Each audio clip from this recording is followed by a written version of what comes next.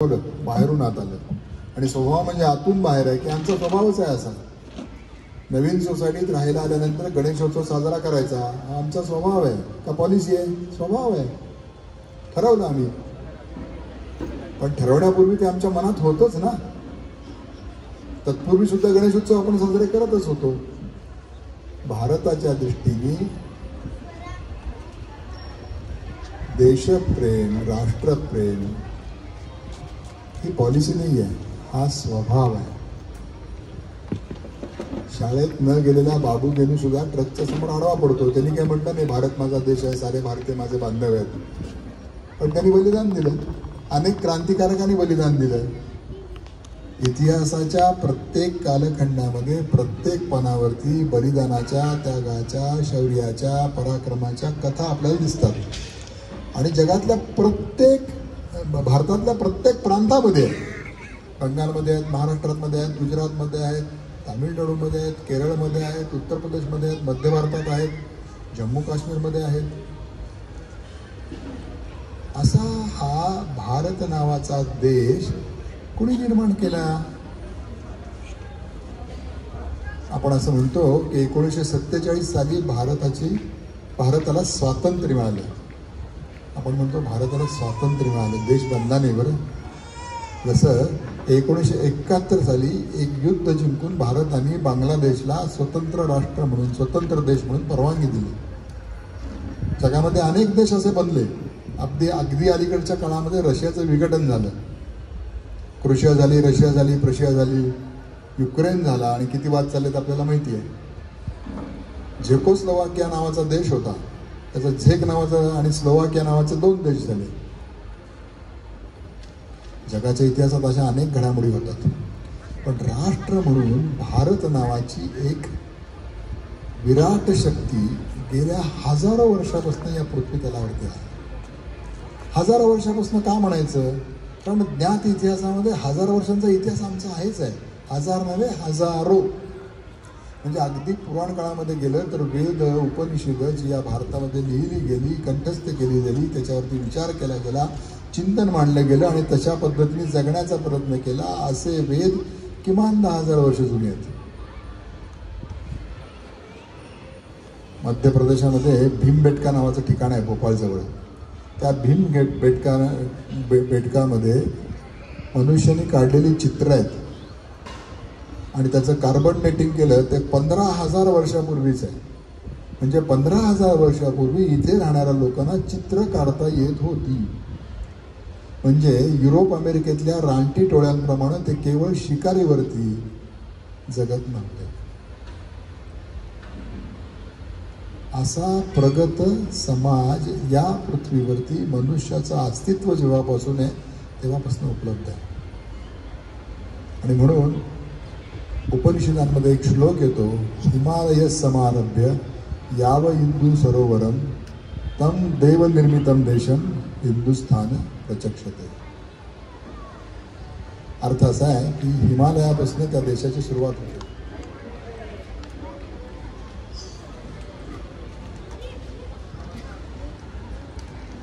एकच मिनिट, तर ती स्लाइड पुढे घेऊ.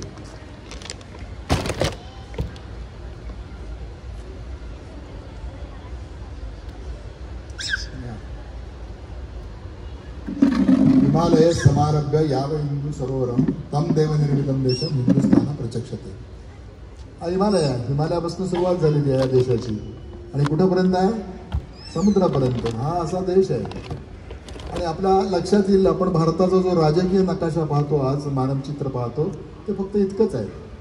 पाकिस्तान वेगळा आहे, अफगाणिस्तान वेगळा आहे, नेपाळ, तिबेट वेगळा आहे, इकडच्या बाजूला ब्रह्मदेश वेगळा आहे, हे श्रीलंका वेगळं आहे.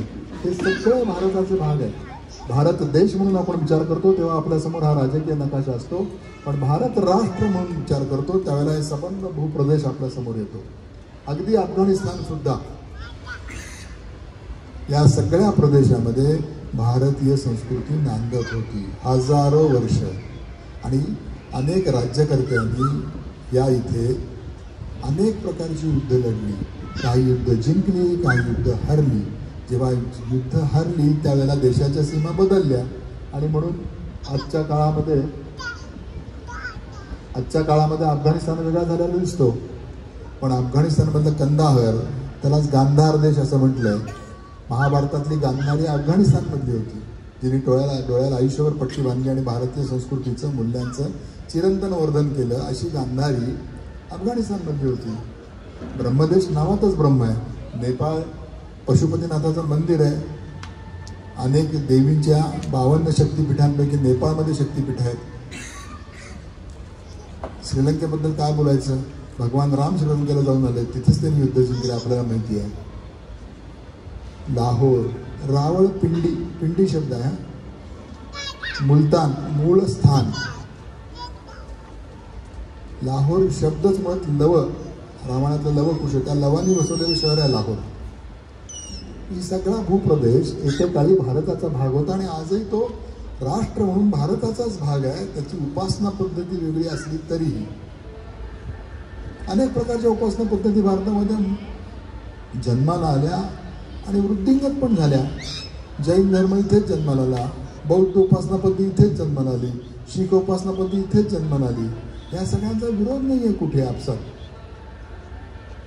शीख उपासना पद्धतीचा मुळात उगमच अशासाठी झाला की ज्यांनी हिंदू धर्माचं रक्षण व्हावं.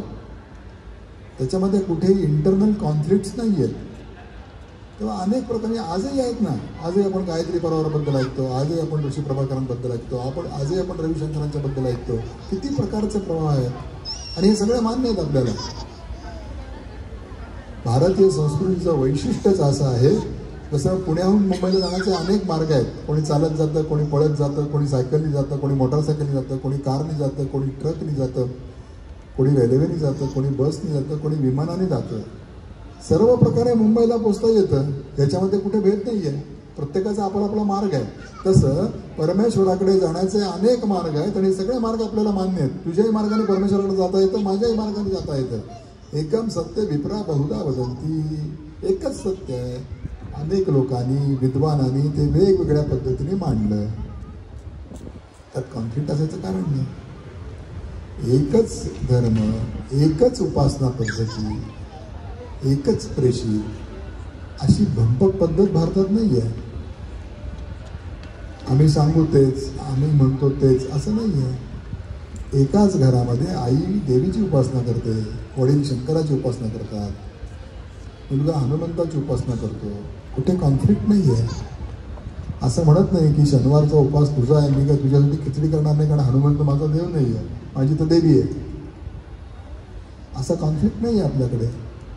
वेगवेगळ्या प्रकारच्या उपासना पद्धती आजच आहेत असं नाही, पूर्वी पण होत्या.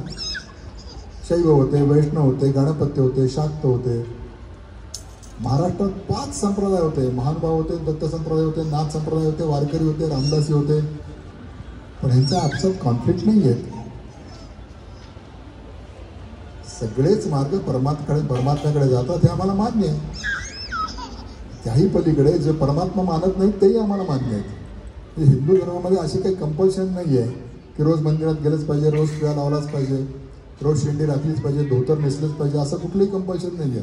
जन्मावर लोक मंदिरात जात नाहीत म्हणून ते हिंदू नाहीत का?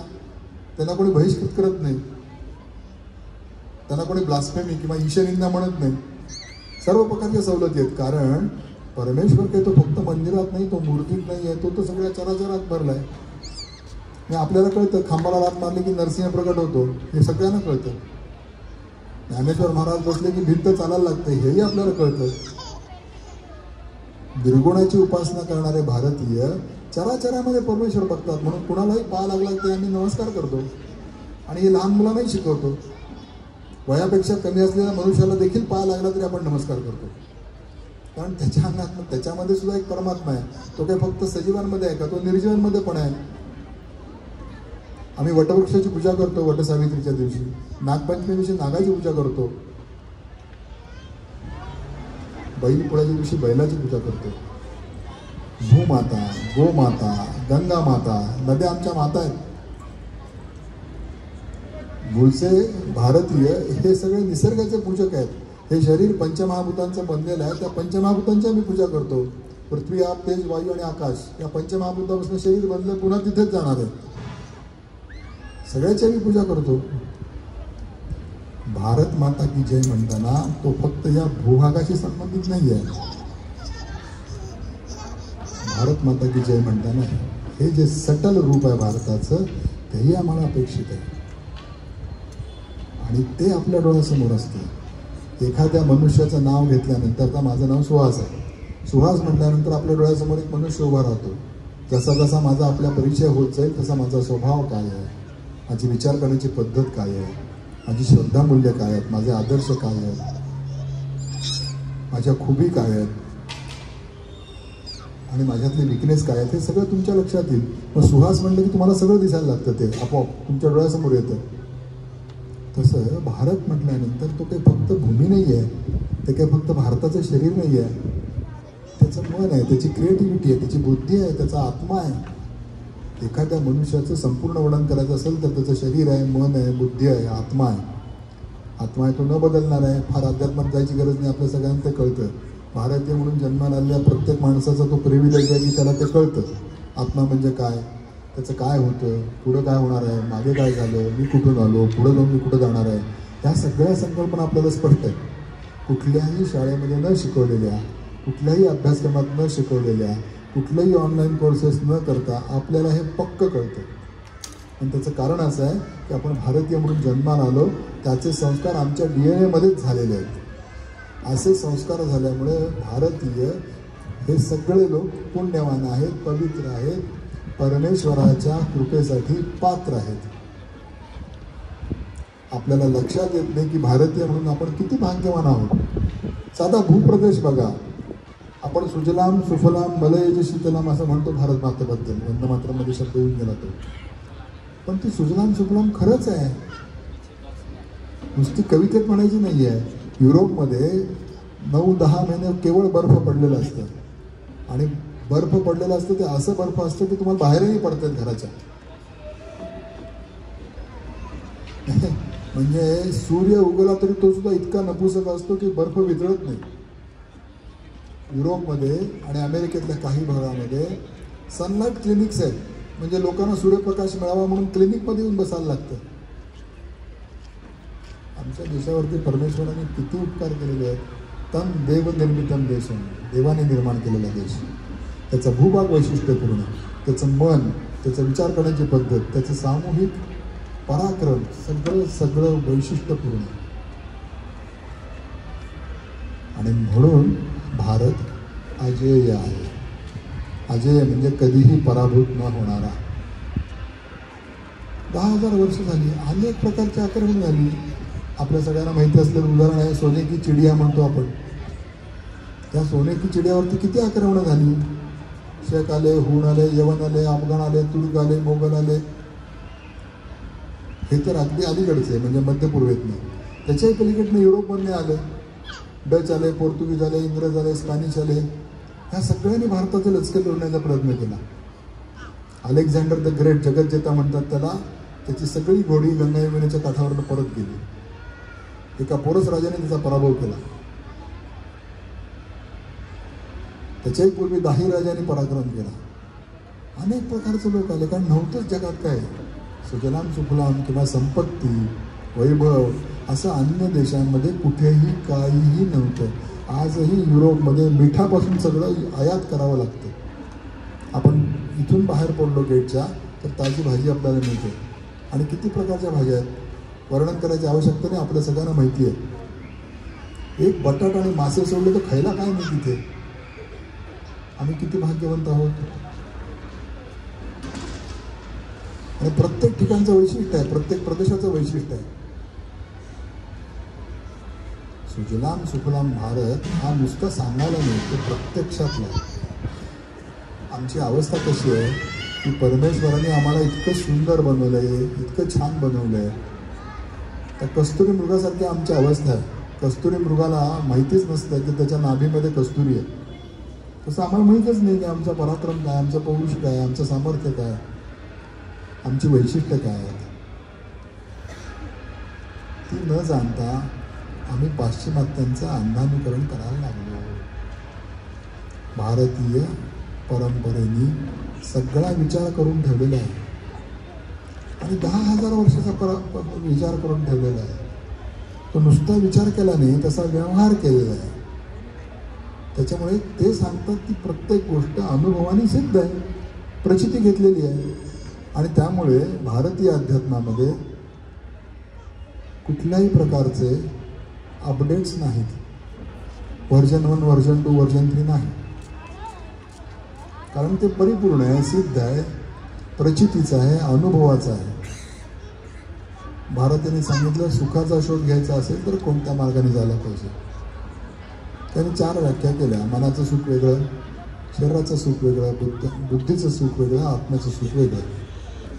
शरीराचं सुख घ्यायचं असेल, भूक लागली, गुलाबजाम खाल्ले, बरं वाटलं. 20वा गुलाबजाम खाल्ला, जरा नको वाटायला लागते. 21-22च्या पुढे उलटी व्हायला लागते. शरीराच्या सुखाच्या मर्यादा आहेत, ते तिथंच बांधलेलं आहे. त्याच्या पलीकडे सुख घ्यायचं असेल त्याला मर्यादा अशी आहेत की सकाळी जेवतात म्हणजे संध्याकाळी भूक लागते. आत्ता पाणी पिलं म्हणजे पुन्हा तहान लागत नाही, असं होत नाही. शरीराच्या सुखाच्या मर्यादा आहे, त्याचा कालावधी कमी आहे आणि ते सुख उच्च प्रतीचं नाही. आपण कितीही जरी म्हटलं तरी शरीराच्या सुखाच्या पलीकडे आहे ते मनाचं सुख आहे. उत्तम गाणं ऐकणं, उत्तम व्याख्यान ऐकणं, उत्तम पुस्तक वाचणं, चांगला सिनेमा पाहणं हे मनाचं सुख आहे. मनाचं सुख अशासाठी की भावनांक आहे. तो आपल्या भावनांना आपल्या भावनांचं प्रकटीकरण होतं.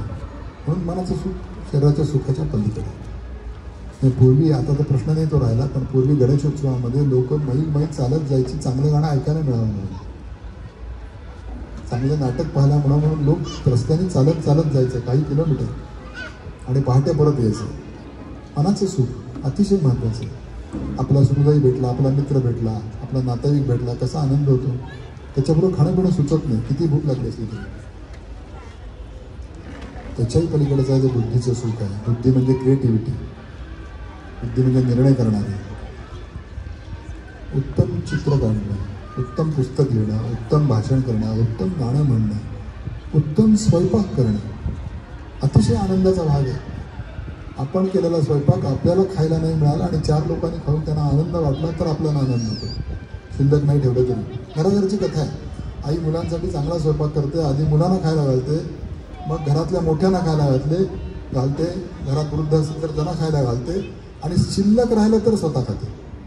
आणि शिल्लक राहिलं नाही तर त्याचा त्याला आनंद होतो की सगळ्यांनी आनंदाने खाल्लं. हे बुद्धीचं सुख आहे, क्रिएटिव्हिटीचं सुख आहे. आणि त्याच्याही पलीकडे ते आत्म्याचं सुख आहे. आत्म्याचं सुख आहे ते दुसऱ्यासाठी काहीतरी करण्याने, दुसऱ्याचं दुःख जाणून त्याला मदत करण्याने. तसं आई लहान बाळाला दूध पाजते, आपल्या शरीराचा भाग त्याला घेऊन मोठा करते. या सगळ्यामध्ये किती मोठा आनंद आहे की जन्मावर विसरत नाही तो आनंद.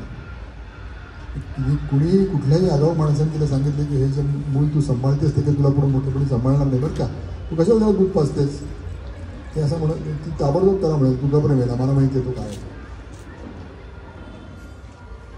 ते बाळ रडायला लागलं, त्याला काही भाषा येत नाही रडण्याशिवाय दुसरी.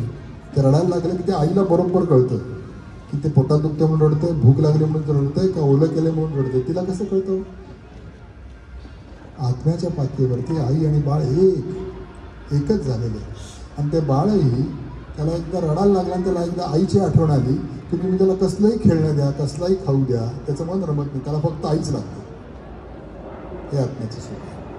दुसऱ्यासाठी झिजणं, दुसऱ्यासाठी करणं, दुसऱ्यासाठी त्याग देणं, आपल्यातलं काहीतरी काढून दुसऱ्याला देणं, हे जे त्यागाचं सुख आहे ते सुख आहे म्हणजे आत्म्याचं सुख आहे. शरीरापेक्षा मनाचं सुख, मनापेक्षा बुद्धीचं सुख, बुद्धीपेक्षा आत्म्याचं सुख हे भारतीयांना कळलं. आणि म्हणून भारतामध्ये निदान पूर्वीच्या काळापर्यंत अगदी 50-100 वर्षापर्यंत पैशाची किंमत मर्यादित होती. जसे जसे आपण पाश्चिमात्य विचारांना शरण जायला लागलो तसं तसं पैशाचं महत्त्व आकाराने वाढलं. भारतीयांना हे पक्कं माहिती होतं की पैशाची आवश्यकता आहे का, बिलकुल आहे, पण ती एक मर्यादित अवस्था आहे. सातत्याने पैशाचा विचार करणं, पैशाची चर्चा करणं हे आपल्याला मान्य नाही. साधी गोष्ट आहे, आपल्या सगळ्यांना माहिती आहे. सुखाचा आणि श्रीमंतीचा संबंध नाही आहे. सुखी मनुष्य श्रीमंत असेल असं नाही, श्रीमंत मनुष्य सुखी असेल असंही नाही आहे. हे सगळं आपल्याला कळतं. पण पैशाचा अतिरेकी मोह मनुष्याला दुःखी करतो. आपल्या समोर उदाहरण आहेत. आपण असं पहा की म्हणून आपल्याकडे धर्माने बांधून दिलेले काही नियम आहेत. 4 आश्रम सांगितलेत. ब्रह्मचर्य आश्रम, गृहस्थ आश्रम, वानप्रस्थ आश्रम आणि त्यानंतर संन्यास आश्रम. पहिली 20-25 वर्ष शिक्षण करायचं, कलाकुसर कमवायची, कौशल्य कमवायचं, गृहस्थ आश्रमात प्रवेश करायचा. 50व्या वर्षी गृहस्थ आश्रमातून रिटायर व्हायचं, वानप्रस्थामध्ये जायचं.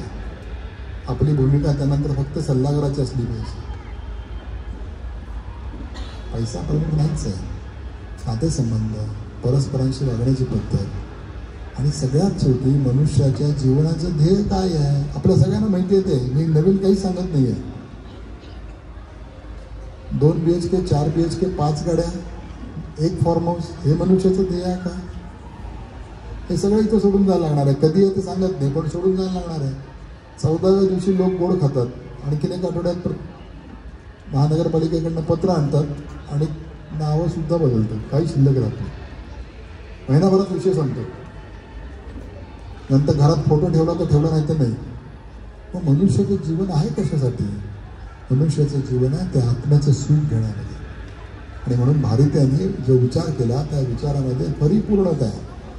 त्याने विचार केला की मनुष्याला लागणारं सुख, शांती, समाधान, आनंद, प्रसन्नता आणि निर्भयता हे 6 गुण कोणत्या पद्धतीने मिळतील.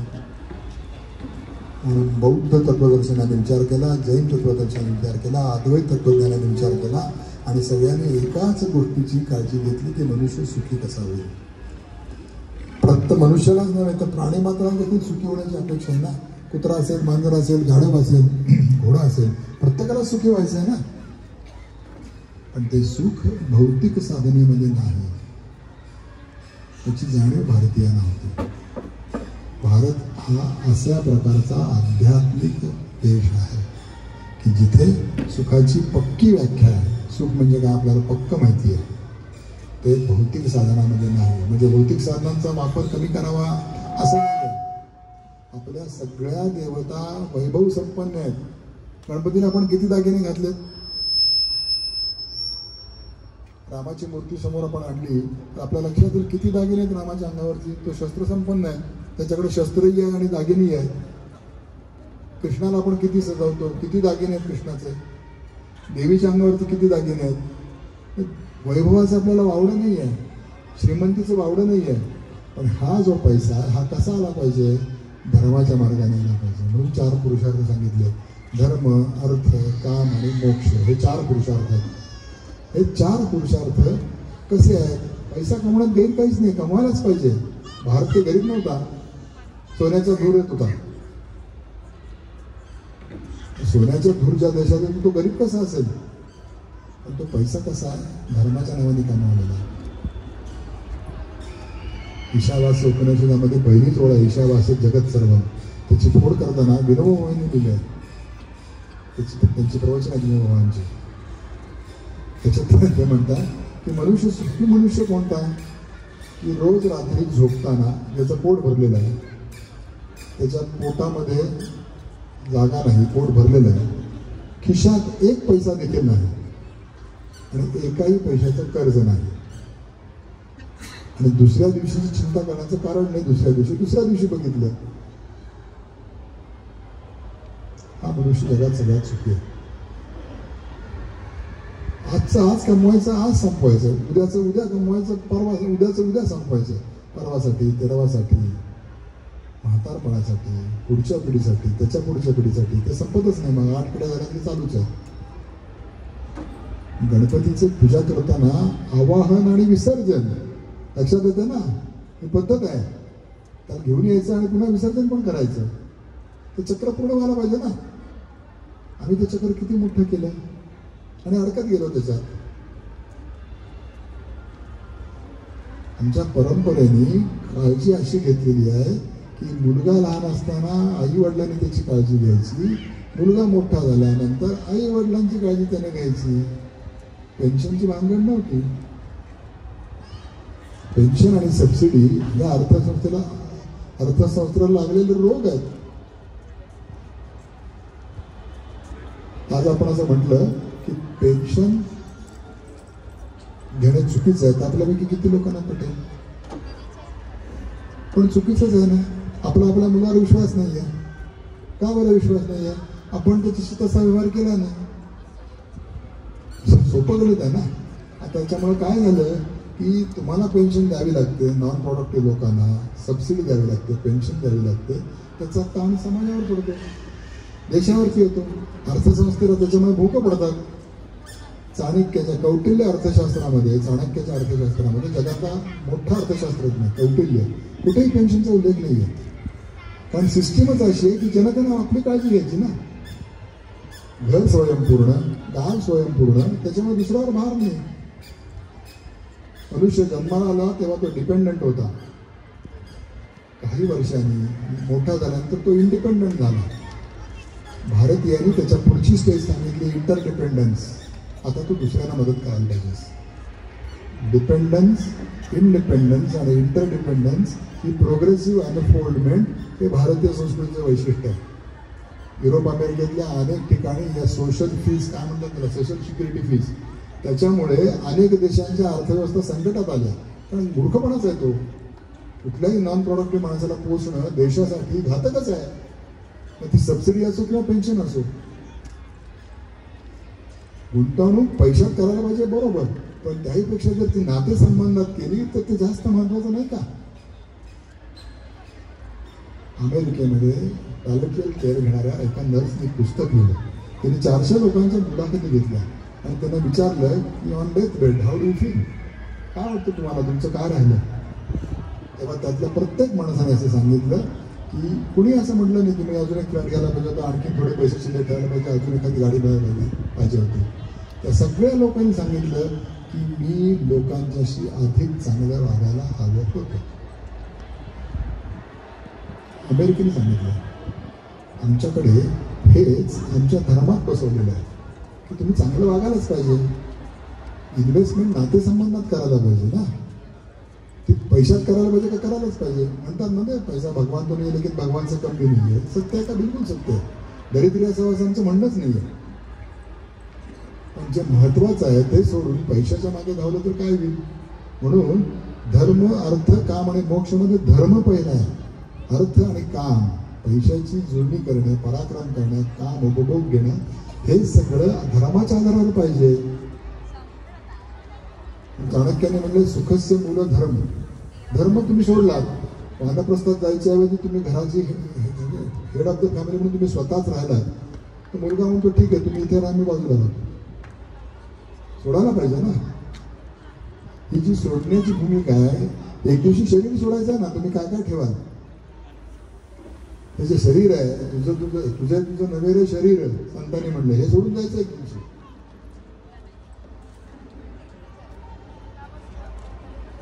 आपले वडील सोडून गेले माहिती आहे ना आपल्याला. वडील गेले, त्यांचे वडील गेले, त्यांचे वडील गेले, अनेक कर्तृत्ववान लोक सोडून गेली. पृथ्वीवरती कोणी शिल्लक राहिलं नाही.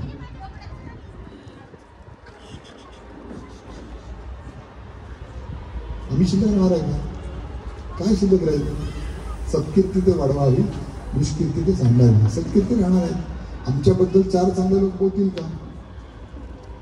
स्टीफन कोव्हेचं प्रसिद्ध पुस्तक आहे 7 habits of highly effective people. त्याच्या वर्कशॉपमध्ये तो लोकांना सांगतो की डोळे मिळून शांत बसा आणि आता आठवा तुमच्या मृत्यूचा प्रसंग. असं समजा की तुमचा देहांत झाला, तुम्ही आडवे पडलेलात आणि लोक बाजूला गोळा झाले, तर तुमच्याबद्दल काय बोलतील याचा विचार करा. भयानक आहे, भयानक आहे. त्यांनी चांगलं बोलावं म्हणून सगळी धडपड आहे. तुकाराम महाराज म्हणतात शेवटचा दिवस गोड व्हावा. भारतीय संस्कृती ही शेवटचा दिवस गोड करण्यासाठी आहे. काही शिल्लक राहता कामा नाही. गणपतीचं विसर्जन झालं की निर्माल्य राहतं, हुरहुर राहते, तेवढीच राहिली पाहिजे. तसं मनुष्याचं विसर्जन होतच. कोणी शिल्लक राहत नाही जगात. सगळीकडे irrespective of caste, irrespective of sex, irrespective of country, मृत्यूचा दर सारखा आहे, 1 per person. त्यात कधी बदल होत नाही. हे शाश्वत सत्य स्वीकारायची तयारी वानप्रस्थ असताना सोडायला सुरुवात करायची. I am not the head of the family. आता माझा मुलगा म्हणेल तसं, आता मुलगी म्हणेल तसं, माझं संपलं. मी फक्त सल्ला देणार, तो सुद्धा विचारल्यावर. नाही विचारलं तर चांगलीच गोष्ट आहे, उलट आनंद व्हायला पाहिजे की मी त्यांना असं घडवलं की त्यांना सल्ला द्यायची आवश्यकता नाही आहे, इतके ते सक्षम आहेत. वयाच्या 75व्या वर्षी सकाळी सकाळी उठल्या उठले टीव्ही लावून बघायचे शेअरचे भाव. त्यांनी कसं सुरू लागेल? सगळेच असं करतात असं नाही. सामान्यपणे भारतीय मनुष्य भयंकर सज्जन आहे, त्याला बरोबर कळतं जन्म मृत्यू, पाप पुण्य, वाईट चांगलं न कळत माहिती असतं सगळं. पण काय होतं, आपल्यापैकी सगळेच लोक भारतीय जरी असले तरी सुद्धा त्यातले काही, सर्वच्या सर्व लोक भारतीय जन्मानी आहेत, काही लोक विचाराने भारतीय आहेत, आचाराने किती भारतीय आहेत, व्यवहाराने किती भारतीय आहेत, याचा आपण विचार करायला पाहिजे ना. मी खरंच भारतीय आहे का? मी भारतीय असेल तर गणपती समोर हिडीच नाच करणार नाही, मोठे मोठे स्पीकर लावणार नाही, चुकीचं वागणार नाही. ताई तू बोलू नको, मला डिस्टर्ब होते, बोलू नको अजिबात.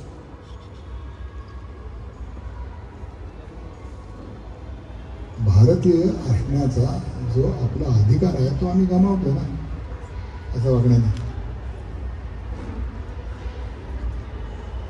कटू आहे पण सत्य. 50 वर्षापूर्वी असा देश नव्हता आपल्याकडे.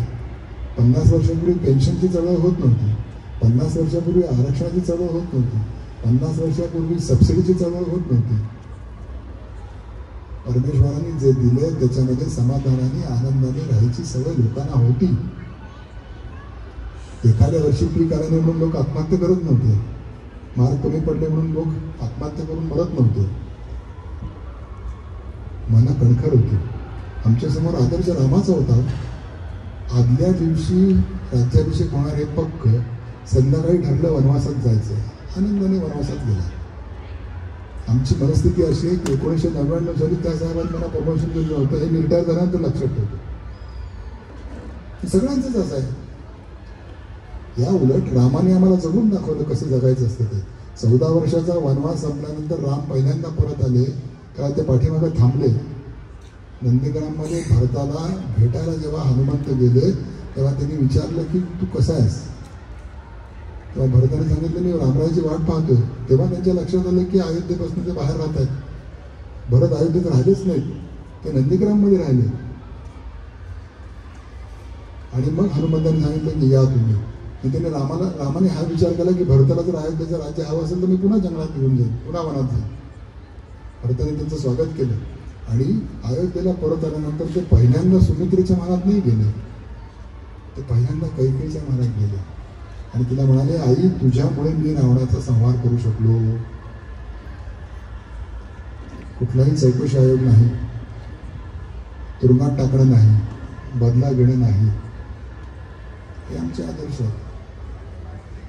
जगामध्ये दुःख आहे का? बिलकुल दुःख आहे. बुद्धाने तर म्हटलंच आहे जग दुःखाने भरलेलं आहे. पण त्या दुःखाकडे बघण्याचा एक भारतीय दृष्टिकोन आहे. प्रत्यक्ष भगवंताने अवतार घेऊन कसं जगायचं असतं, दुःखांकडे कसं पाहायचं असतं शिकवलं ना आपल्याला. तो म्हणतो हे विश्व मी निर्माण केलं, ते निर्माण करतानाच त्याच्यामध्ये चांगले आणि वाईट असे 2 भेद निर्माण केले. आजही राम रावण आहेतच की नाही आहेत का? तेव्हाही होते. तो सृष्ट विरुद्ध दुष्ट हा संघर्ष सनातन आहे, पूर्वी होता, आत्ता आहे आणि उद्याही असणार आहे. तेव्हा दुःख आहे का? बिलकुल आहे. आणि दुःख आहे म्हणून मजा आहे. जगामध्ये सगळ्यात शोकांतिका चालतात. ज्या सिनेमांचा शेवट दुःखांत आहे ते सिनेमे चालतात. एक दुसरे के लिए लोकांना भयंकर आवडला. शोलेमध्ये अमिताभ बच्चन मरतो, खरं म्हणजे हिरो मेलेला कोणाला आवडतं, पण लोकांना आवडला सिनेमा. शेक्सपियरची सगळी नाटकं शोकांत आहेत. लोकांना दुःख जवळचं वाटतं, प्रिय वाटतं. सत्य. भगवंत म्हणतो अरे दुःख काय तुम्ही दुःख घेऊन बसतात, मजा घ्या ना, तो खेळ आहे. पडद्यावरचा सिनेमा तुम्ही 4 तासाचा बघता, 70-80 वर्षाचा सिनेमाच तर आहे ना. पडद्यावरच्या घडामोडी तुम्ही बघता की नाही? टाळा वाजवता. आता भगिनींच्या डोळ्यात पाणी सुद्धा येतं कधी कधी, सिरियल बघताना येतं पाणी. पण ते खोटं आहे माहिती आहे ना. तसं आहे आयुष्य पण खोटंच आहे ना. काय करायचं, काय शिल्लक राहणार आहे, काय टिकणार आहे? 7-12चं नाव सुद्धा काढतातच, काढावंच लागतं. तसं तुम्ही त्याच्याकडे बघा. बरं, तुम्हाला कसं बघायचं दुःखाकडे हे त्यांनी जगून दाखवलं ना. त्यांनी पृथ्वीतलावरती अवतार घेतला, किती संकट त्याच्यावरती यावी, बायको पळवून गेली त्याची. आपल्या आयुष्यात, रामाच्या आयुष्यात जितकी संकट आली तितकी संकट येत नाहीत.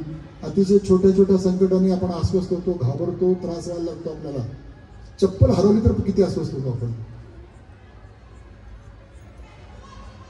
त्यांनी दुःखांकडे बघण्याचा एक दृष्टिकोन आपल्याला दिला, तो आम्ही कधी बघणार? रामाचं आयुष्य समोर असेल, मनुष्य आत्महत्या करेल. पण त्यांनी हेही सांगितले की आपली सपोर्ट सिस्टम आपणच उभी करायची असते. सीतेचं हरण झाल्यानंतर प्रभू रामचंद्रांनी अयोध्येला व्हॉट्सअप नाही केला स्टार्ट इमिजिएटली म्हणून. अयोध्येचं जर सैन्य निघालं असतं तर रावणाचा खात्मा करायला किती वेळ लागला असता, आणि का नसतं आलं? अयोध्येच्या लोकांचं प्रभू रामचंद्रावरती प्रेम होतं. त्यांनी स्वतःची सपोर्ट सिस्टम बनवली, वानरांचं संघटन केलं. हे वानरांचं संघटन करण्याआधी सुग्रीव आणि वालींचा पराक्रम, त्यांचे प्रॉब्लेम पहिले सोडवले, मग आपला प्रॉब्लेम. मी राजा आहे, आधी विचार प्रजेचा करायला पाहिजे. वालीला मारल्यावर वाली त्यांना म्हणाला की तू मला कसं काय मारलास रामा, हा अन्याय नाही का माझ्यावरती? तेव्हा वालीला उत्तर दिलं रामचंद्रांनी, मी अयोध्येचा राजकुमार आहे, भले मी एक्साईलमध्ये आहे, वनवासात आहे, पण अयोध्या माझा देश आहे, त्याचं रक्षण करणं, तिथले नियम पाळणं, त्याची अंमलबजावणी नीट होते का हे बघणं माझं कर्तव्य आहे.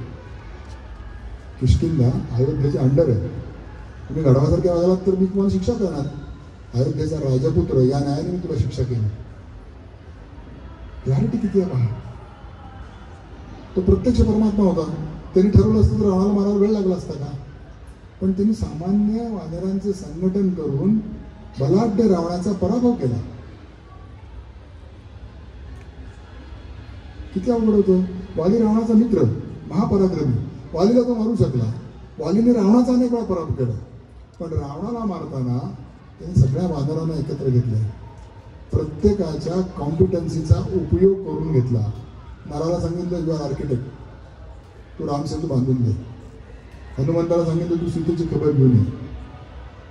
प्रत्येकाला कामं दिलेली आहेत. अंगदाला सांगितलं तू राजदूत. अंगद भेटायला गेला रावणाला, रामाचा दूत म्हणून. हा अंगद वालीचा पुत्र. राजकारण पण लक्षात घ्या त्यातलं.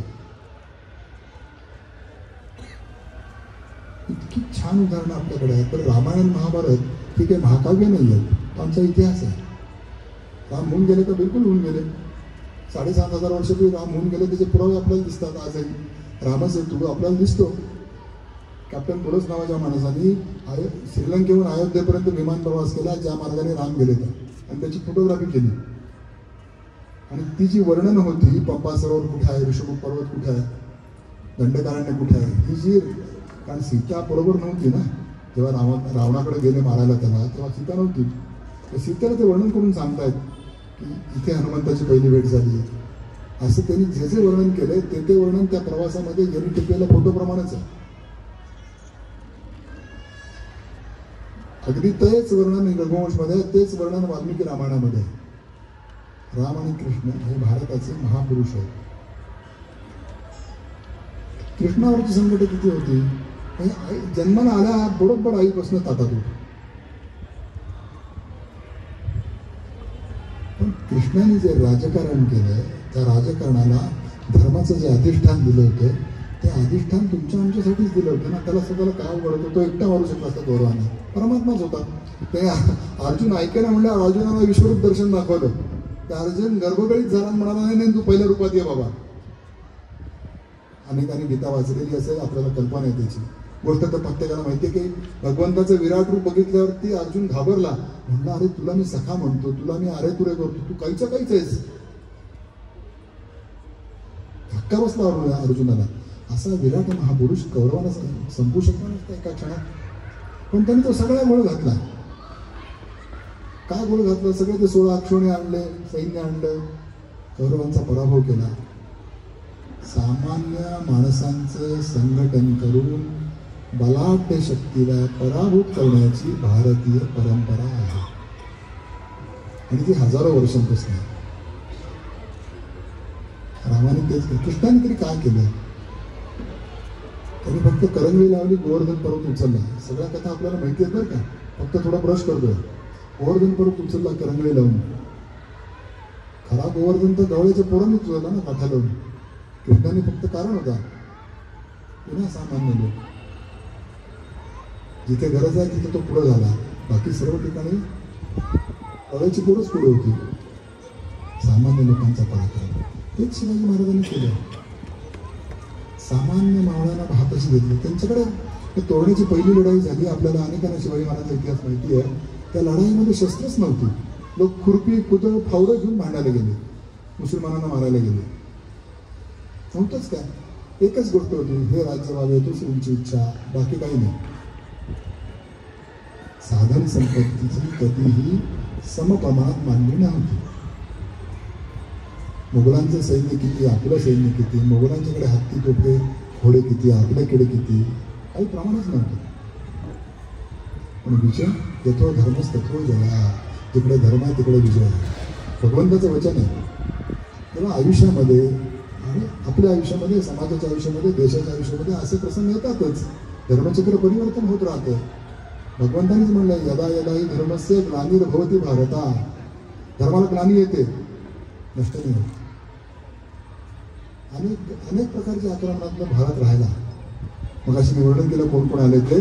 तो इक्बाल नावाचा पाकिस्तानी कवी, उर्दू कवी, तो म्हणतो, युनान मिश्र रोमा सारे मिटे जहां से, कुछ हम है कि हस्ती मिटती नहीं हमारी, सारे जहां से अच्छा हिंदुस्तान है. विलक्षण आहे, अलग आहे, आम्हालाच कळत नाही. मग अशी मी शब्द वापरला, व्यवहाराने आम्ही खरंच भारतीय आहोत का? हा भारतीय व्यवहार आहे का? आमची वेशभूषा बदलली. माता भगिनींना धन्यवाद दिले पाहिजे, त्यांनी किमान भारतीय वेशभूषा शिल्लक तर ठेवली. आणि ते सांगायला लागतं की परदेशी कपडे घालून मंदिरात जाऊ नका. धोतर गेलं, टोपी गेली, गुढ्या डोक्याने जाणं हा अशुभ होतं. मस्तकावरती टिळक न लावणं अशुभ होतं. मस्तकावरती टिळक नसेल तर लोक म्हणतात काय अशोचक आहे, म्हणजे सुटकात असतात. आम्ही परदेशी कपडे वापरायला सुरुवात केली.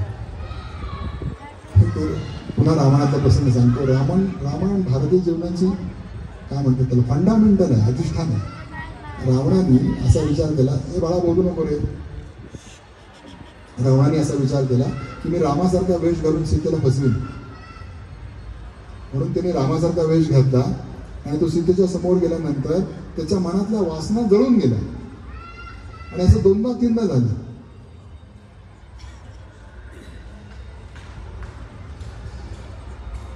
वेशभूषेचं महत्व आहे. जीन्सची पॅन्ट घातलेला गणपती कसं वाटेल बघायला? कोट टाय घातलेला मारुती कसं दिसेल बघायला? आपली एक परंपरा आहे, आपली काही पोशाखाची पद्धत आहे. 500-550 वर्षापूर्वी आम्ही इतके इंग्रज जाळलेले जाणतो. आपल्या हवामानाप्रमाणे जे कपडे आपण घालायला पाहिजे, सैनिसर कपडे, ते आपण घालतच नाही. कंबर पट्ट्याने आवळायची, गळा टायने आवळायचा, ही पद्धत नाही आहे ना आपली. कोणी सांगितलं अंधानुकरण करायला? म्हणजे खूप पुढारलेले का? म्हणजे खूप शहाणे का? भारतातल्या काही भागामध्ये जसं ते पी चिदंबरम लुंगी लावून यायचं, नाही लुंगी आणि वरती टाय, तोही अर्धटपणाच होता. हे कोणी सांगायला पाहिजे? पुढच्या पिढीला आम्ही काय सांगतोय भारतीय म्हणजे? हे भारतीय. हा प्रकार फक्त पोशाखाच्या बाबतीत असा नाही, भाषेच्या बाबतीत. आणि आमच्या भाषा विसरलो. सामान्य व्यवहाराची भाषा इंग्रजी झालेली आहे. जगामध्ये सगळ्यात जास्त इंग्रजी बोलणारे लोक भारतात आहेत. कुठेतरी फरक करायला सुरुवात केली पाहिजे ना. गुलामीच्या खुणा आहेत ना. त्या गुलाबीच्या खुणा आपण पुसून टाकायला पाहिजे कधीतरी. त्याच्याही पलीकडची मोठी क्रांती स्वयंपाकघरात झाली आहे. किती प्रकारचे अन्नपदार्थ आपण बाहेरनं विकत आणतो की जे आमच्या भारतीय संस्कृतीमध्ये बनलेले नव्हते. 10,000 वर्षापूर्वी 10,000 वर्षांपर्यंत आमच्या अन्नपूर्णानं कळलं नव्हतं पाव कसा बनवायचा, बटर कसं बनवायचं, बिस्किट कसे बनवायचे आणि केक कसे बनवायचे. पण काही एक कारणं होती म्हणून त्यांनी ते स्वीकारलं नाही ना. केक हा अत्यंत शिळा पदार्थ आहे. तुम्हाला आज ऑर्डर द्यायला लागतं तेव्हा उद्या केक मिळतो, आणि तो किमान एक दिवस शिळा. बिस्किट तर काही महिने शिळी असतात. तीच अवस्था ब्रेडची आहे. आमच्याकडे खाद्यपदार्थांचे प्रकार किती आहेत. एकट्या तांदळाच्या 400 जाती आहेत, केळ्यांच्या 350 जाती आहेत, बाजरी आहे, ज्वारी आहे, नाचणी आहे. संबंध जगाने ठरवलेलं भरड धान्य काय म्हणतात त्याला इंग्रजीत, मिलेट्स.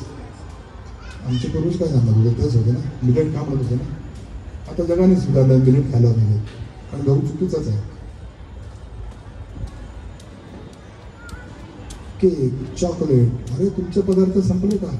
एकट्या हल्दीरामच्या दुकानामध्ये आपण गेलात तर 350 प्रकारचे व्यंजन आहेत. ही फक्त बंगालमधली, गुजरातांची वेगळी, महाराष्ट्रातली वेगळी, कर्नाटकातली वेगळी, उत्तर भारतातली वेगळी. एक नुसता पापड घेतला ना तर त्याचे अनेक प्रकार आहेत, जम्मूपासून तर खाली केरळपर्यंत. नुसतं डाळ म्हटली ना तर कुठे ती आमटी होते, कुठे तडका होतो आणि कुठे ते सांबार होतं. किती प्रकार आहेत.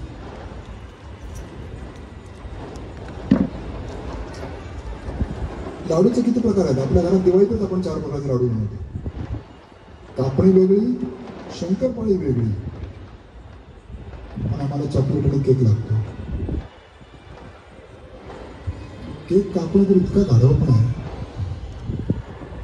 सामान्यपणे वाढदिवसाच्या दिवशी आपण हराळीची पूजा करतो. हराळी म्हणजे दुर्वा, कारण दुर्वा अशा आडव्या पसरतात. आपण पाहिलं असेल की दुर्वा कशा पसरतात. वंशाचा तसा विस्तार व्हावा म्हणून औक्षण करताना आपण म्हणतो हळीसारखा वंश वाढू दे किंवा निवडुंगासारखा वंश वाढू दे. वाळवंटामध्ये निवडुंगाचं पान फक्त हिरवं असतं, तसा वंश टिकला पाहिजे. आम्ही औक्षण करतच नाही. आम्ही मेणबत्त्या फुटतो. तेव्हा विझवणं हे आपल्याकडे अशुभ मानलं जातं. गणपतीची पूजा करताना आपण दिवा लावतो का विझवतो. दिवा विझवण्याचा अर्थ कळतो की नाही आपल्याला. आपण जर भारताच्या जन्ममृत्यू कार्यालयात आपण गेलात तर एक पंक्ती अशी आणि एक पंक्ती अशी पालथी आहे म्हणजे विझलेली, त्याचा अर्थ कळतो ना आपल्याला. आपण मेणबत्त्या फुंकतो आणि टाळ्या वाजवतो. त्या बाळाचं आपण खरंच शुभ चिंतोय का. रात्री 12 वाजता जग झोपलेलं असतं ना, धंपटपणा करावा तर किती त्याला मर्यादा आहे की नाही. आमचे विचार, आमची संस्कृती, आमची आचाराची पद्धत, खरं म्हणजे आपल्याकडे शिजलेल्या अन्नाला शस्त्र लावत नाहीत, कारण ते पूर्ण ब्रह्म आहे. अन्न आहे ते, त्याला शस्त्र लावत नाहीत, चाकू लावत नाही आपण शिजलेल्या अन्नाला. आपल्यापैकी अनेकांना जर श्राद्धाचा विधी माहिती असेल तर भाताचं पिंड करायला सांगतात. ते पिंड कापताना चाकू वापरत नाहीत, दर्भ वापरतात, कारण शिजलेल्या अन्नाला शस्त्र लावायचं नसतं. भात आई वाढताना उलथण्याने वाढते, दावाने वाढते, चाकूने नाही वाढत. पोळ्या कट करताना शस्त्र नाही वापरत, हाताने ठेवतात. खरं म्हणजे उत्तरेत तर पोळी अशी अर्धी करतच नाही. महाराष्ट्रात आणि खालती जरा पद्धत तरी आहे. अखंड लाडू अखंड द्यायचा, तुकडे करणं, कापणं ही परंपरा नाही आहे आपली. आमचा पोशाख बदलला, आमची भाषा बदलली, आमचं खानपान बदललं. खाणं बदललं की सगळा रास सुरू होतो, मग विचारही तसेच यायला लागतात.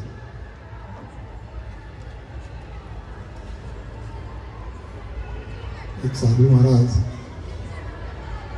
एका श्रीमंत शिष्याच्या घरी गेला. श्रीमंत शिष्य घरी आल्यानंतर त्या श्रीमंत शिष्यामुळे साधू महाराजांनंतर त्या शिष्याने स्वामीजींचा आदर सत्कार केला. चांदीच्या पिलातनं त्यांना दूध दिलं, एका वाटीमध्ये ड्रायफ्रुट्स त्यांना दिले आणि ते म्हणाले की तुम्ही आता विश्रांती घ्या. ते झोपले साधू महाराज. आणि साधू महाराज झोपल्यानंतर त्यांचं स्वप्न असं पडलं की ते चांदीचा प्याला घेऊन ते पळून गेले घरातून. आणि मग त्याच्या लक्षात आलं की चुकीचं अन्न खाल्लं, कोणाच्या घरातलं खाल्लंय. तो श्रीमंत जरी असलं तर त्याने अन्यायाने पैसा कमावलाय म्हणून माझ्या मनात असे विचार आले. आपल्या अन्नामुळे अन्नरस बनतो. अन्नरसाचा आपल्या मज्जासंस्थेवरती, चेतासंस्थेवरती, मनावरती परिणाम होतो आणि मग विचार चुकीचे यायला लागतात. आयुर्वेदाने फार सोपं गणित सांगितले, ज्या गोष्टीचा देवाला नैवेद्य दाखवता येत नाही असे पदार्थ खाऊ नये. सोपं आहे ना अगदी. केकचा, पावाचा, बिस्किटांचा नैवेद्य आपण गणपती दाखवत नाही. मंडपाच्या मागच्या बाजूला हळूच वडापाव खातो, तो भाग वेगळा, पण नैवेद्य दाखवत नाही आपण, कारण ते आरोग्याला हानिकारक आहे. जे देवाला झालं तर ते आम्ही कसं खायचं. सामिष पदार्थ देवाला आपण नैवेद्य दाखवतो. पाव, बटर हे शिळे पदार्थ आहेत. त्याने आपल्या आरोग्यावर परिणाम होतो, आपल्या विचारावर परिणाम होतो, आपल्या अर्थसंस्थेवरती परिणाम होतो.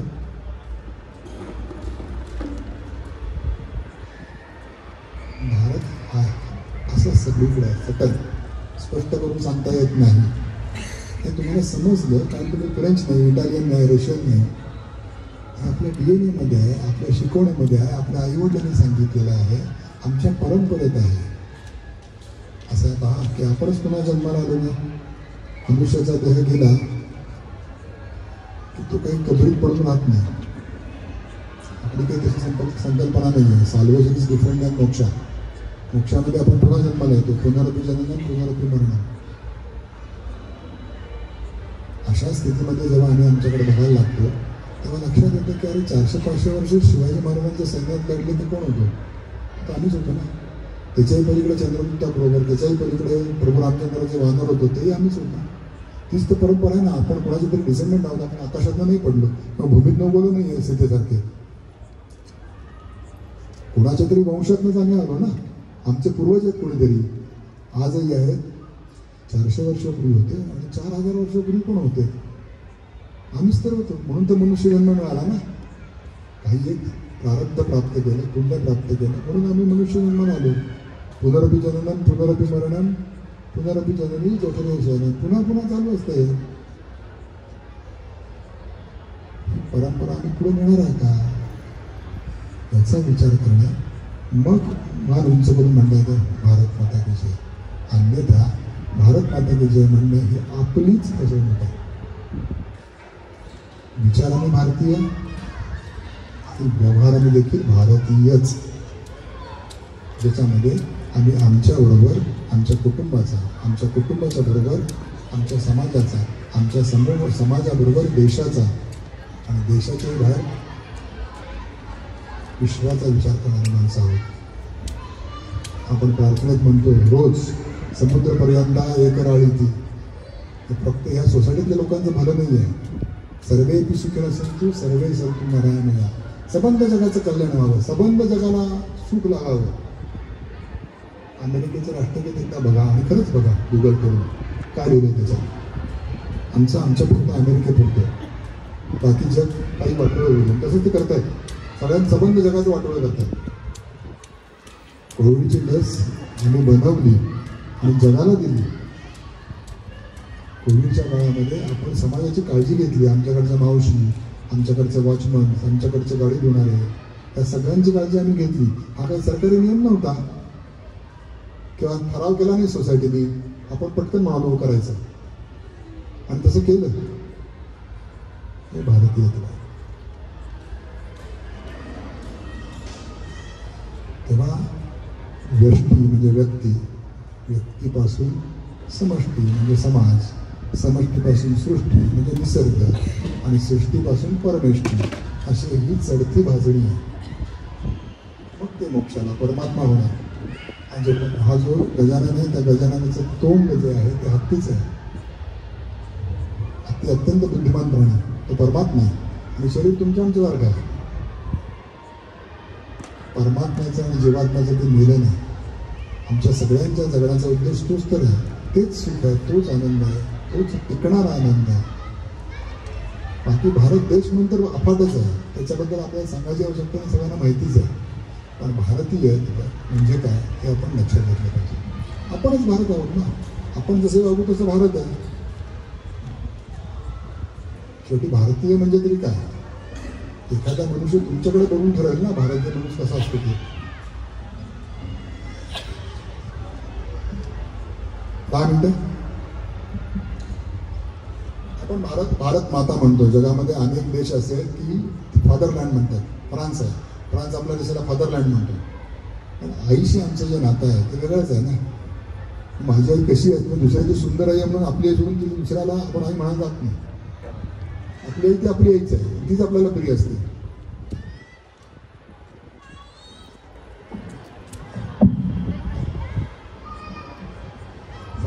भारत एक आध्यात्मिक राष्ट्र. आध्यात्मिक राष्ट्र का?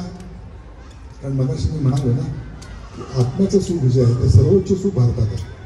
दुसऱ्यासाठी बघणं, दुसऱ्यासाठी करणं, दुसऱ्यासाठी त्याग करणं, हा भारताचा नकाशा. आणि कसा आहे भारत? माझ्यासारखाच आहे ना.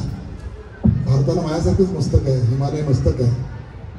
डाव्या बाजूला पंजाब आहे, उजव्या बाजूला गंगा नदी आहे, डाव्या पायामध्ये केरळ आहे, उजव्या पायामध्ये तामिळनाडू आहे आणि समुद्र पाय धुतोय. नील सिंधू जल धौत चरण चला. निळ्या समुद्राने मातेचे पाय धुतलेले आहेत.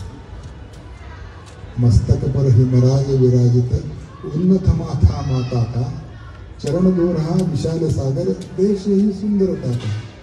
तुम्ही आम्ही भारत आहोत. मैं भारत हूं. ही पुण्यभूमी आहे. पुण्यभूमी का? अनेक साधू संतांनी, अनेक ऋषीमुनींनी, तत्ववेत्यांनी, वैज्ञानिकांनी ह्या देशामध्ये तपश्चर्या केली. एक विशिष्ट तत्वज्ञान जन्माला घातलं आणि ते परिपूर्ण तत्वज्ञान जन्माला घातलं ज्याच्यामध्ये अपडेट नाही, वर्जन नाही. विविधता देशांमध्ये किती आहे पहा, किती प्रकारचे प्रदेश आहेत. कुठे वाळवंट आहे, कुठे हिमालय आहे, कुठे पाणी आहे, कुठे नुसतंच मैदान आहे, कुठे दगडधोंडाचा महाराष्ट्र आहे. संबंध भारतभर विविध प्रकारचे भूप्रदेश आहेत. हा हिमालय आहे, देवतात्मा आहे. वैशिष्ट्य एक सांगतो, प्रत्येक ठिकाणी पुष्कळ गोष्टी सांगण्यासारख्या आहे. माझं काम फक्त जिज्ञासा उत्पन्न करणं आहे, बाकीचा अभ्यास तुम्हीच कराल. हे जे आपल्यासमोर चित्र आहे ते आहे ओम पर्वताचं, म्हणजे कैलासाचं. कैलासावरती भगवान शंकर राहतात, महादेव राहतात, आपल्याला माहिती आहे. जगभरातल्या अनेक गिर्यारोहकांनी हा पर्वत चढण्याचा प्रयत्न केला, एकालाही यश मिळालं नाही. एव्हरेस्ट कैलासापेक्षा 1000 मीटर उंच आहे, म्हणजे 1 किलोमीटर उंच आहे. एव्हरेस्ट अनेकांनी पादाक्रांत केला, पण आजपर्यंत एकाही गिर्यारोहकाला कैलास पर्वतावरती जाता आलं नाही. कारण देवतात्मा. राजस्थानचा वाळवंट, गंगेचं मैदान, दख्खनचं पठार, सुंदरबनची दलदल, किती भूप्रदेशाचे प्रकार आहेत. काझीरंगाचा गेंडा, हत्ती, चहाचे मळे, केरळमधलं पाणी. ही जशी भूप्रदेशांची वैशिष्ट्य आहेत तशी भारतामधले काही पर्वतही प्रसिद्ध आहेत आणि या पर्वतांमध्ये अनेकांनी तपश्चर्या केल्या. महेंद्र, मलय, रैवतक, विंध्याचल, प्रत्येक पर्वताचं वैशिष्ट्य आहे. अगस्त्य मुनींची ऋषींची परशुरामांनी या पर्वतावरती तपश्चर्या केलेली आहे. परशुरामाचा मोठा पुतळा तिथे म्हणजे सृष्टी सौंदर्य पहा. आपण स्वित्झर्लंडला जातो, मलेशियाला जातो, सिंगापूरला जातो, जायला पाहिजे, चुकीचं काही नाही त्याच्यात. हे कोणी बघायचं, आमचा देश आहे ना. आमच्याच पूर्वजांची पावलं इथं म्हटली, ते कधीतरी आले होते इथे. मलय पर्वत. हे जटायूचं स्मारक आहे. ते जटायू आणि मग रामचंद्राची भेट इथे झाली. हे भारतीय हत्ती आफ्रिकन हत्तीपेक्षा वेगळे आहेत. भारतीय हत्ती माणसाला येतात, ते बुद्धिमान आहेत. आफ्रिकेतले हत्ती हिंस्र आहेत. फरक आहे. एक श्लोक लिहिला, त्यातला हे एक वाक्य सांगतो. मलय भिल्ल पुरंदरी. मलय भिल्ल पुरंदरी म्हणजे मलय पर्वतावरची भिल्ल स्त्री चंदनाच्या लाकडांनी स्वयंपाक करते. सुजलाम सुफलाम मलयजे शीतला. मलय पर्वतावर येणारे चंदनाचे वारे आपल्या सगळ्यांना सुखकारक आहेत. सह्याद्री ही उंबरखिंड आहे. इथे जी लढाई झाली, उंबरखिंड नुसतं तुम्ही गुगलवर टाका, आपल्याला कळेल काय लढाई झाली ती. या लढाईचे धडे जगभरातल्या सगळ्या मिलिटरी कॉलेजमध्ये दिले जातात. आपल्यापासून 25 किलोमीटर आहे इथे उंबरखिंड. राजेश्वर हा नाणेघाट, जगातला पहिला टोल नाका, हा लोहगड, हे सगळं आपल्यापासून 100 किलोमीटरच्या अंतरावरचे परिसर आहेत. हिमालय मगाशी वर्णन केलं. उत्तुंग हिमालयाचं वैशिष्ट्य आहे. केदारनाथाचं मंदिर आहे. हा फोटो प्रलय झाल्यानंतर लगेच घेतला होता 2013च्या वर्षामध्ये. संपूर्ण आजूबाजूचे सगळं वाहून गेलं, फक्त केदारनाथ शिल्लक राहिला मंदिर. या मंदिरात जे लोक थांबले होते त्या सगळ्यांचे प्राण वाचले. इथून वरती जो तलाव फुटला, गांधी तलाव फुटला, त्याचं पाणी खाली वाहत 200-250 किलोमीटरपर्यंत पाणी वाहत आलं. वाटेतल्या 140 गावांची हानी झाली, पण मंदिर सुरक्षित आहे. केदारनाथ, बद्रीनाथ, हे केदारनाथ आणि हे बद्रीनाथ, हे शिवाचं मंदिर आहे, हे विष्णूचं मंदिर आहे. इथले पुजारी केरळचे आहेत आणि इथले पुजारी तेलंगणातले आहे, उत्तरेत. हे मुक्तिनाथाचं मंदिर आहे. बौद्ध आणि हिंदू उपासना पद्धतीचं एकत्र स्थान आहे. बौद्धांचं पण हेच तीर्थस्थान आहे, गंडगिरीच्या काठी आहे. मुक्तिनाथाचं म्हणतात, मुक्ती देणारा आहे, विष्णू तिथं आहे. आणि वैशिष्ट्य असं आहे की पंचमहाभूतांचा वास इथे आहे. अखंड जगात तेवढ्याची ज्योत म्हणजे अग्नी आहे, तिथे पाणी आहे, अखंड वायू आहे, आकाश आहे. आणि हेमकुंड साहेब नावाचं स्थान आहे, जिथे गुरु गोविंद साहेब घेऊन गेले होते. हिमालयातल्या बर्फाच्या तिथे आपल्याला दिसतं. याचं वैशिष्ट्य असं आहे की इथे जो लंगर चालतो, त्या लंगरचा सगळा स्वयंपाक तिथल्या गरम पाण्यावर होतो. बाहेरचं इंधन वापरलं जात नाही. निसर्गातून जे गरम पाणी येतं त्या गरम पाण्यावरती तिथलं लंगर चालतो. दैवत हे गुरुशिखर. मोर हा आपला राष्ट्रीय पक्षी आहे, तो या भागातला. हे सम्यक शिखर नावाचं जैनांचं स्थान आहे. विंध्याचल हे भीमबेटका मगाशी उल्लेख केला, ते 15,000 वर्षापूर्वीचे चित्र आहे. हे खजुराहोचं मंदिर आहे. खजुराहोचं मंदिर वैशिष्ट्यपूर्ण फक्त शिल्पांसाठी नाही आहे. भारतीयांचा आपल्या विकारांकडे बघण्याचा भाव कसा होता ते सांगणाऱ्या खजुराहोचं शिल्प आहे. हा भोपाळजवळचा विंध्याचल आणि ही नर्मदा नदी. अरवली पर्वत, जसं शिवाजी महाराजांचं आणि सह्याद्रीचं नातं आहे, तसं अरवली पर्वताचं आणि राणा प्रतापाचं नातं आहे. हे कुंभळकोट आहे, जिथे राणा प्रतापांचा जन्म झाला डोंगरदऱ्यांमध्ये. आणि हे हळदीघाट आहे, जिथे हळदीघाटाचं प्रसिद्ध युद्ध झालं.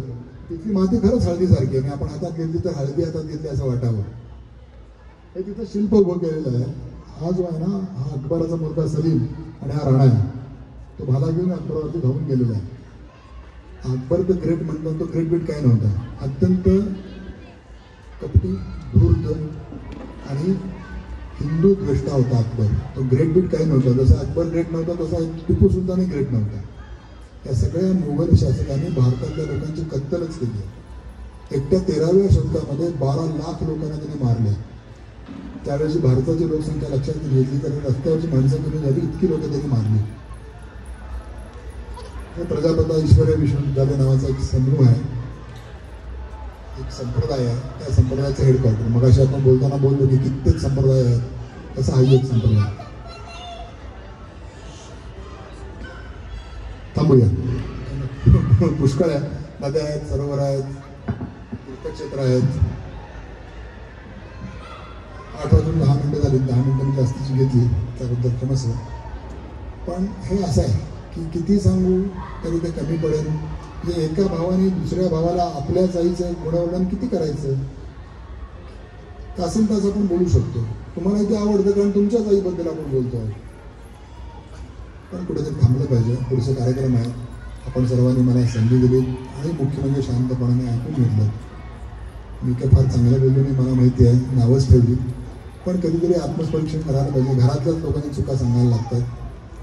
घरातल्याच लोकांनी सुधारून घ्यायचे असतात. काही चुकलं असेल तर क्षमा करा. भारत माता की